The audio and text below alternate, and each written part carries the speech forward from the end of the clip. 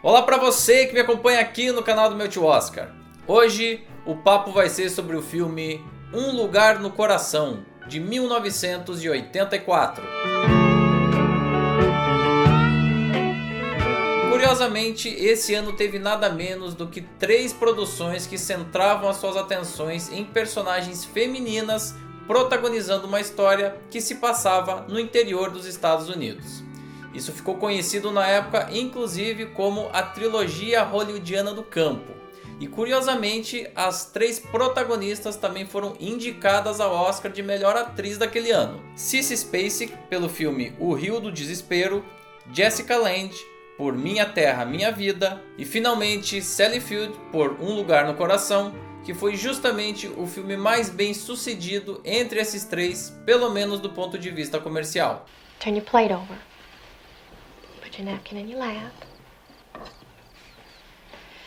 Frank, you want to take some... Oh, Corinne, pass it to your pa. Yes, ma'am. Forgot to tell you, we got a letter from your Aunt Gladys yesterday. She was hoping we could come on up to Oklahoma and visit him during your vacation. But I don't know. I was hoping we could paint the house. Nesse período da década de 1980, a Sally Field já não era nenhuma desconhecida. Aliás, muito pelo contrário. Ela já tinha na bagagem um Oscar vencido pelo ano de 1979, quando ela protagonizou o drama Norma Rae. Já sua popularidade vem desde pelo menos o ano de 1977, quando ela participou do bem-sucedido comercialmente Agarre-me se Puderes. Agora, esse projeto especificamente partiu de um desejo muito pessoal do diretor Robert Benton. Ele foi indicado ao Oscar pela primeira vez ainda no ano de 1967 pelo filme Bonnie e Clyde, Uma Rajada de Balas, que a gente inclusive já analisou aqui no canal. Se você perdeu, volte nos arquivos e confira. Mais à frente, ele inclusive venceria o Oscar de melhor roteiro e também de melhor direção no também vencedor de melhor filme Kramer vs Kramer, do ano de 1979. Ou seja, nessa altura ele já era uma personalidade consagrada tanto do ponto de vista popular como também da própria academia. E ele decidiu voltar às suas próprias raízes para fazer esse filme. Um Lugar no Coração é um filme que se passa na cidade que ele viveu enquanto criança, Waxahachie, no estado do Texas. Inclusive, essas são as primeiras imagens que a gente vê ainda nos créditos de abertura do filme. Aquelas imagens ali são uma contemplação do diretor com o seu próprio passado. Agora, aquela tranquilidade, as paisagens bonitas, bastante calmas, o clima bucólico, logo vão ser quebrados por uma tragédia. Wiley, you're drunk as a skunk. I sure am, Mr. Royce. Now you ought to know better than that. I'm sorry, Mr. Royce. You ready to come with me now? Just a minute.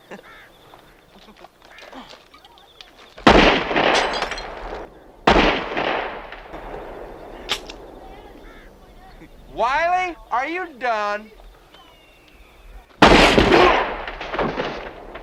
Royce Spalding é o xerife da cidade, que no entanto, logo no início do filme, é morto acidentalmente por um jovem negro no ano de 1935. Por que os dados contidos nessa frase são tão importantes para a gente entender esse filme? Primeiro, a gente está situado no período da Grande Depressão norte-americana, ou seja, um período de grandes dificuldades econômicas para o país como um todo e que acabou reverberando pela sociedade. A pobreza aumentou muito nesse período e a falta de emprego era um problema crônico. As próprias condições de vida não eram fáceis para ninguém nesse período. Segundo, a gente está falando aqui de uma sociedade racialmente segregada. A cor de pele dentro desse contexto era realmente uma questão. Havia a crença de que alguns seres humanos eram superiores aos outros e inclusive isso fica muito evidente logo no início, já que o jovem responsável pela morte acidental do xerife é brutalmente assassinado pela própria comunidade num sinal de vingança. E terceiro, a gente está diante de uma estrutura flagrantemente patriarcal dessa sociedade. Quem toma as decisões da casa e da sociedade como um todo são os homens. Para as mulheres, acaba sobrando algumas atividades secundárias e, claro, os afazeres domésticos. Limpar, cuidar da casa e dos filhos. I can't support this family. I haven't the least idea how to go about it.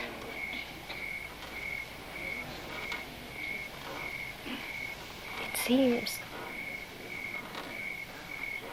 like I have never done anything all my life but raise kids and take care of this house.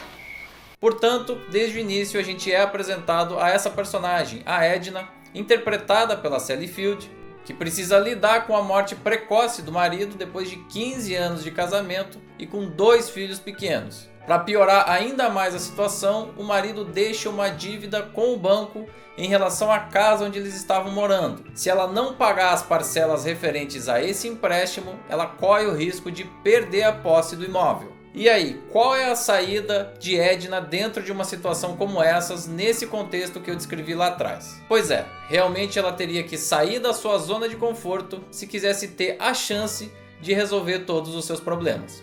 O primeiro movimento nesse sentido é ela precisar confiar em um homem negro chamado Mose, que aparece na porta de sua casa pedindo emprego. É dele que vem a sugestão para que ela cultivasse algodão no seu pedaço de terra, que não era muito grande, tinha a extensão de mais ou menos 40 acres, mas poderia ser suficiente para saldar as dívidas do banco e manter aquela família. Inicialmente um pouco assustada, até mesmo com tudo o que vinha acontecendo com ela nos últimos tempos, ela recusa, mas acaba cedendo algum tempo depois. You sure you can do it?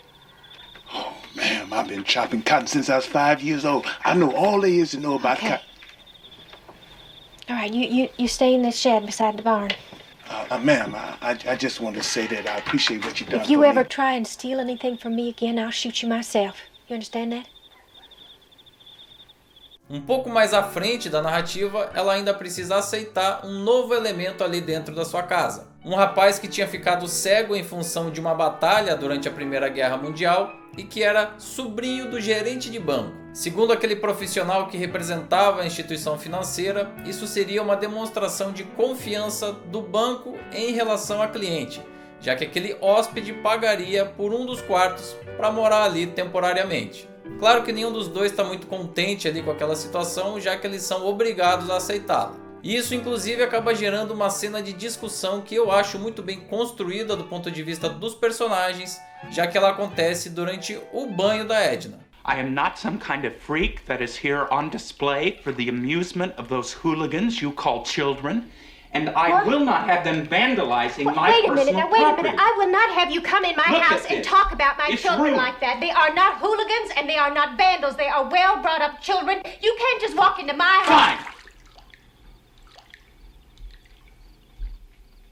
Ao longo do filme a gente também é testemunha de um evento trágico, a passagem de um furacão por aquela cidade, que arrasa boa parte das estruturas. Inclusive, do ponto de vista de produção e de efeitos, essa é sem dúvida a sequência mais complexa de todo o filme. Agora, o mais importante desse elemento é como ele simboliza aquela família que foi construída de forma forçada em função das circunstâncias. A gente vê ali nos momentos anteriores ao desastre em si, quando o vento já está bastante forte, como todos os personagens se ajudam para todos saírem vivos daquela situação. É a busca pela sobrevivência de forma fraterna e coletiva. Algo que é replicado também no dia a dia, na vida cotidiana. Para poderem sobreviver num contexto tão adverso quanto aquele, eles também precisariam ajudar uns aos outros. E isso a gente vê ao longo da sequência sendo construído de forma progressiva. Então, por exemplo, o personagem do Mose e do Will desenvolvem uma afeição bastante grande pelas crianças. Tanto que no momento ali da tempestade é o Will que salva a menina. Já o Mose conta suas próprias histórias para o menino e inclusive fica bastante consternado quando a mãe precisa dar uma lição nele, que é pego fumando no colégio. Por outro lado, a Edna realmente confia no Mose para que ela pudesse colher apropriadamente o algodão. E não só colher o algodão, como também negociar esse produto com os comerciantes da cidade, para não ser enganada por eles. Ela se sente mais segura confiando no Mose, aquele homem negro, do que nos comerciantes brancos. E o que era uma relação um pouquinho conflituosa ali no início se torna bastante afetuosa entre Will e Edna, chegando até ao ponto dele perguntar sobre a aparência dela. Ele acaba por se sentir atraído por essa mulher de quem ele só conhece a voz. Ou seja, pessoal, percebam aqui a força dessa simbologia que é construída ao espectador. A gente está numa sociedade patriarcal, cuja líder, no entanto, é uma mulher. Em uma comunidade fortemente racista, o responsável por todo o plantio e colheita do algodão e por garantir que a sua patroa não fosse enrolada por outros comerciantes brancos é um negro. E, ironicamente, o único homem branco presente ali naquele núcleo familiar é justamente o elemento mais fragilizado por não ter a visão. Agora, até isso é bem aproveitado pelo roteiro, já que, ouvindo a voz dos agressores que faziam parte da seita KKK, a Ku Klux Klan, ele acaba defendendo o personagem do Mose. Mose? Keep out of this, Mr. Will. This ain't none of your business. You move away from him right now. Put that thing away, Mr. Will, before you hurt somebody. God damn! Now. Um Lugar no Coração é um filme de superação, mas que sai da superficialidade e acaba por construir uma simbologia própria. Não é um filme especialmente espetacular pelos seus quesitos técnicos, não tem nada de tão extraordinário nesse quesito.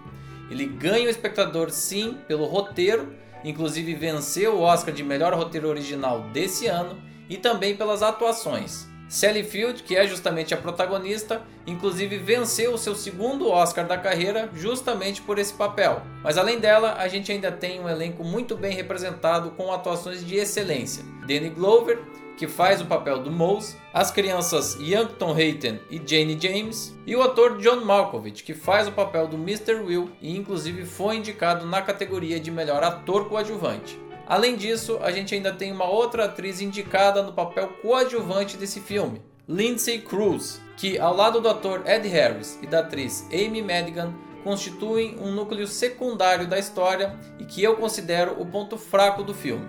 Esse núcleo está ligado à nossa personagem protagonista a partir de laços familiares, e essa subtrama acaba envolvendo infidelidade, traição e perdão, algo que acontece internamente nesse subgrupo e que, na minha visão, foi uma tentativa do diretor e também roteirista de contrapor o que seria uma família perfeita, ou supostamente perfeita, mas que vive apenas de aparência, e essa família que aparentemente tinha tudo para dar errado, mas que consegue superar as dificuldades.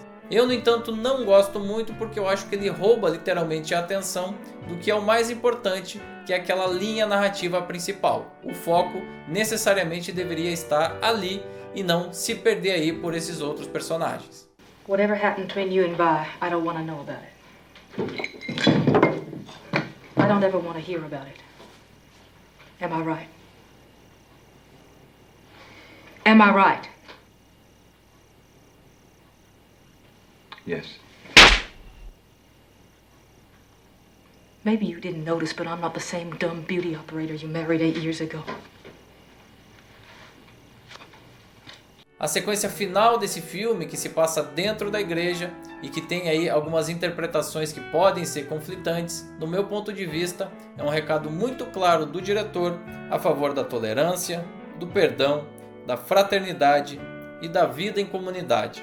Uma mensagem pacifista e conciliatória que encerra com elegância e, acima de tudo, muita contundência, um filme de grande qualidade. Com 7 indicações e 2 prêmios para Sally Field e para Robert Benton pelo roteiro, esse foi um filme que fez uma trajetória muito vitoriosa na temporada de premiações de 1984 e vale muito a sua atenção.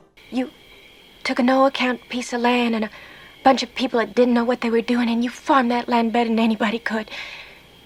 Colored or white, you're the one that brought in the first bale of cotton this year. Don't you ever forget that. Yes, ma'am. I reckon I did that. O discurso de agradecimento de Sally Field por esse Oscar que ela venceu relacionado a esse filme entrou para a história da academia, já que ela repetiu mais de uma vez "You like me", vocês gostam de mim, e isso repercutiu muito naquele ano.